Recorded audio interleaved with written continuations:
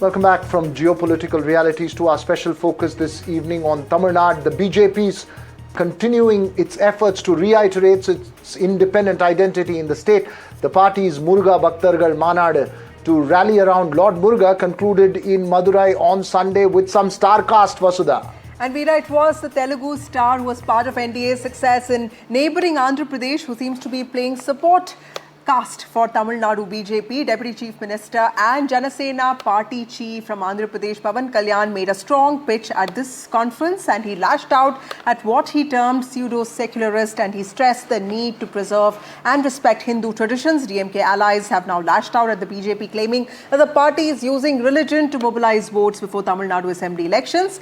Joining us now is Tughlaq editor S. Gurumurthy. Thank you, Mr. Gurumurthy, for speaking to NDTV, for joining us on a broadcast like this. A star like Pawan Kalyan calling Lord Murugan the world's first revolutionary leader, and also the DMK saying that all of this is being politically motivated. How do you see both Pawan Kalyan and a Murugan's conference resonating in Tamil Nadu, sir?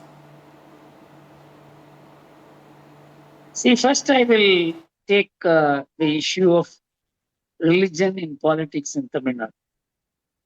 Anti-religion has become politics in Tamil Nadu for the last 60 years. How do you counter anti-religion except through religion? If anti-religion is valid in politics, religion is valid in politics. So how does the DMK or any of these Kadagams or the Communist Party or even the newly joined Congress say religion is wrong when they say anti-religion is correct? How to counter anti-religious feelings except through religion? So it's foolish for them to say, we will be anti-religious, but you cannot be religious. So the BJP has taken up a symbol that is very dear to Tamil Nadu. The god, the Tamil god, that is Murugan. They have lost both Tamil god and religion, and they want to become religious now. In fact, their own people are going and openly identifying themselves with religious festivals, and they are doing yajnas and they are doing other rituals. These are the people who wanted to destroy religion, but they hold the idea of religious destruction, which is their ideology, as the slogan even today. So the BJP is countering them in the most effective way. So this is not something which they should not have expected. They should have expected.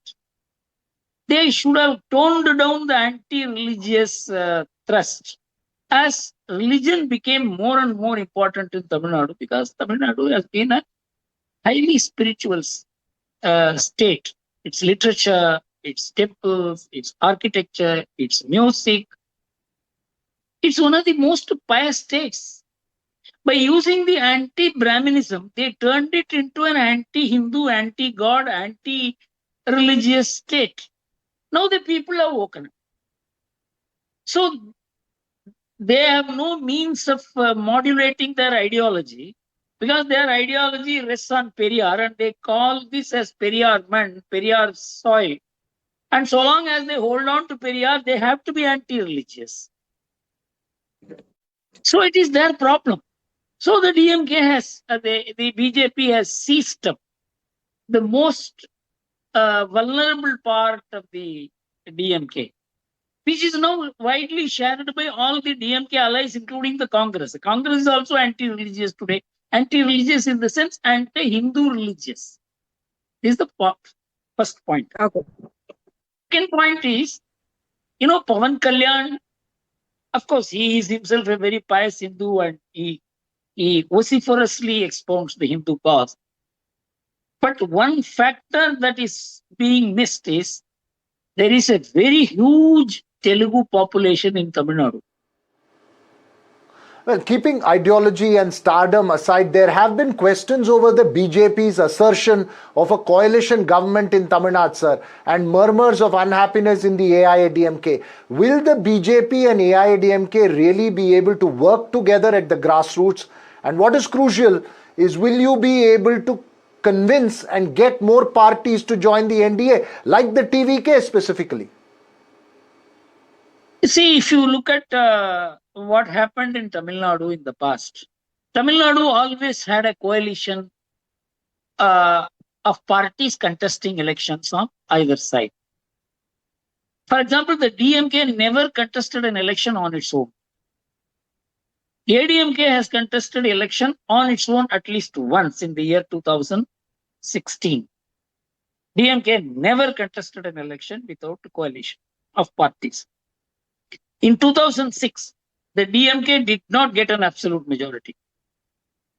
And there was heavy chorus of an alliance government. But Karunanidhi, being what he is, he was able to thwart all the claims of everybody by his personal equation with Sonia Gandhi and ensure that the Congress surrendered to him, even though the Congress had a very substantial number of MLAs. So he ran a minority government. Mrs. Jayalalitha always used to say it's a minority government. It's a minority government. Let's assume the ADMK does not secure majority on its own. Because nobody can say the DMK or ADMK will get majority on its own in Tamil Nadu in 2016 elections. It's going to be a very toughly fought election. And there is a huge anti-establishment wave generating in Tamil Nadu. So if you look at that prospect, the DMK may, even if the DMK alliance wins, DMK may not be able to get absolute majority. If the ADMK alliance wins, maybe it will not be, ADMK may not be able to get an absolute majority. In which case it will be a coalition government. So coalition government can be ruled out only if one party gets absolute majority, which is not certain in case of either the DMK or the ADMK. So that prospect is there, people will talk about it. Mr. Gurumurthy, our last question to you, sir. We just talked about TVK. Tamil Nadu is known for stars who have often taken the plunge, made it big, some haven't. Where do you see Vijay in all this? What could be working for him, and which are the areas where he's yet to pick up? You see, he's an untrusted commodity. You see, because he is a cinema actor, there is crowd gathering and things like that. But I would like to cite two instances, two important developments in Tamil Nadu in Indian politics. One is 1989 elections, in which Rajiv Gandhi, with 415 members in parliament, we were up against him, and I played a very important role in that election. Opposition had no unity. There was no single leader. The BJP and Janata Dal had a very nebulous kind of seat adjustment process.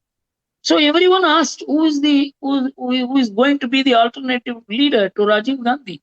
What about the stability of the country? 1980 stability only brought Congress and Mrs. Gandhi back to power, and stability became an important issue in 1980.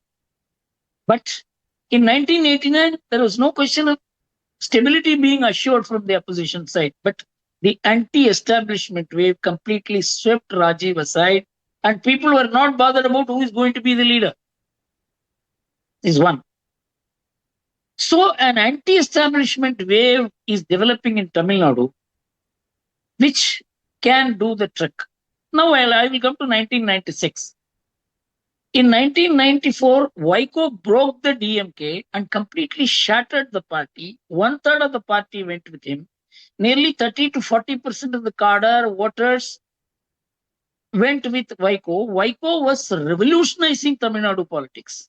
Everybody thought that DMK was over because Jayalalitha was solid. But when anti-establishment wave developed, people only looked at who will win against Jayalalitha, and Vaiko became zero. So if there is such a polarization between DMK and anti-DMK forces, anti-DMK feelings, the first casualty will be Vijay.